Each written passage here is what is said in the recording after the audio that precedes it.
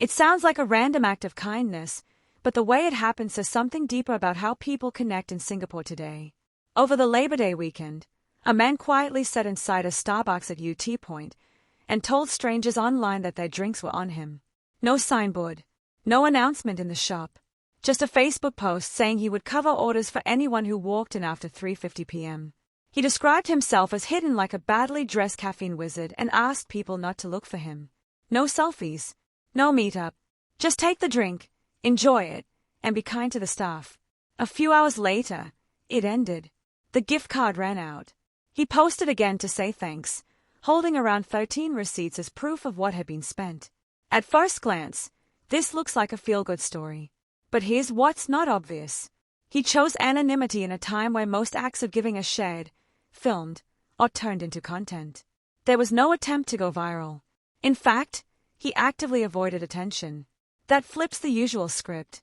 Today, generosity is often tied to visibility. This was the opposite.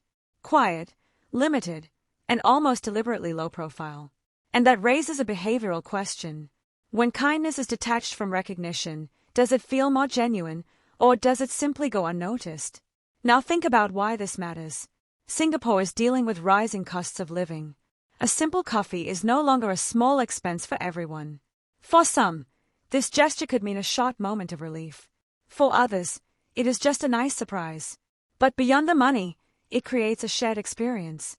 Strangers walking into the same outlet, all part of something unexpected, without even meeting the person behind it. That builds a different kind of community. Not based on familiarity, but on trust. At the same time, there is a limit. The gift card ran out in a few hours. The impact was temporary. It does not solve anything structural. So the real insight is this. Small gestures can shift mood and perception, but they cannot replace systems that deal with deeper issues like affordability or social support. We are also seeing more of these microacts lately. Paying for the next person's meal. Covering someone's groceries. Anonymous giving. It suggests a pattern. People are finding smaller, more personal ways to contribute, instead of large-scale or organized efforts. The question is whether this is enough, or just a sign that people feel the need to fill gaps on their own. So here's something to think about. Would you feel more encouraged to give if no one knew it was you, or does recognition still play a part in why people step forward? Like, share and subscribe to 2230.